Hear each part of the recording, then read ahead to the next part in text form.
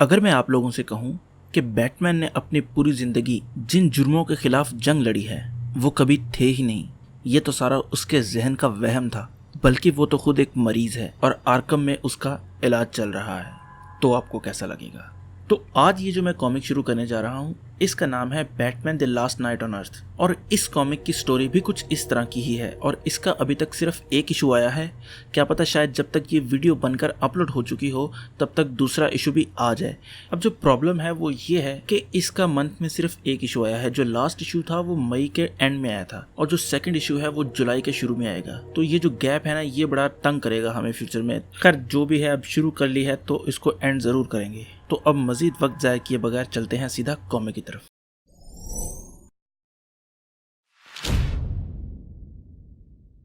Comic का आगाज Alfred की आवाज़ से होता है जो कहता है कि मैंने और बैटमैन ने बहुत से एडवेंचर एक साथ किए हैं और मैं हमेशा अच्छे और बुरे वक्त में उसके साथ खड़ा रहा हूँ, मगर अब ये जो केस है ये मुझे शुरू ही से कुछ मुख्तलिफ महसूस हो रहा था। और ब्रूस इस केस के पीछे 1 साल से लगा हुआ है और इस केस की सबसे ज़्यादा ख़तरनाक बात जो है वो ये है कि ना तो इसमें कोई हीरो है और ना ही विलन है, ना ही कोई कातिल है, ना ही मकतूल है, और ये चीज़ मुझे अंदर ही अंदर खाई जा रही है।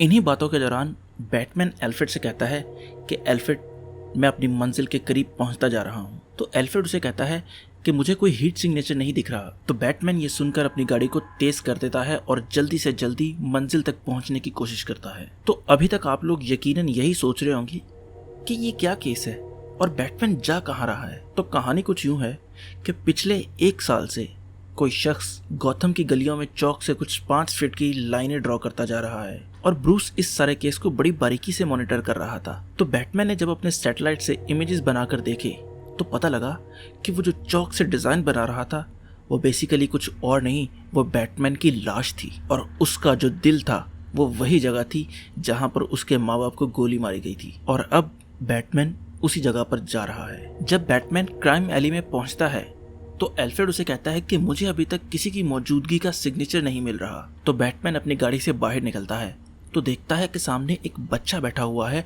बारिश में और उसके हाथ में छतरी है। तो बैटमैन उस लड़के का एल्फ्रेड को बताता है। तो एल्फ्रेड कहता है कि एहतियात से ब्रूस, यहाँ पर कुछ भी हो सकता है। उस बच्चे को इस तरह बारिश में बैठा हुआ देखकर उसको अपना वक्त याद आता है कि जब उसके माँ बाप को गोलियां मारी गई थी और वो वहां पर उनकी लाश के पास बैठा था। तो बैटमैन आगे बढ़ता है और उस बच्चे से पूछता है कि क्या तुम ठीक हो, कहीं तुम्हें कोई चोट तो नहीं लगी। और एल्फ्रेड बार बार उसे एहतियात बरतने की ताकीद कर रहा था। तो जब बैटमैन उस लड़के के पास जाता है और उसकी छतरी को ऊपर करता है तो हमें पता चलता है कि वो 10-11 साल का कोई बच्चा है और बहुत ही कमजोर है, जैसे कि उसने 5-7 दिनों से खाना नहीं खाया। और उसकी यह हालत देखकर बैटमैन चौंक जाता है और वो एल्फ्रेड से कहता है कि जिम गॉर्डन को खबर कर दो कि यहाँ पर एक विक्टिम मौजूद है जिसको हेल्प की जरूरत है और यहाँ पर फौरन एम्बुलेंस भेजे। मगर एल्फ्रेड अभी भी एक ही बात कह रहा है कि मास्टर ब्रूस, मुझे कुछ ठीक नहीं लग रहा, आपको यहाँ से निकलना चाहिए। मगर इससे पहले कि बैटमैन उसकी कोई बात का जवाब देता वो बच्चा बंदूक निकालता है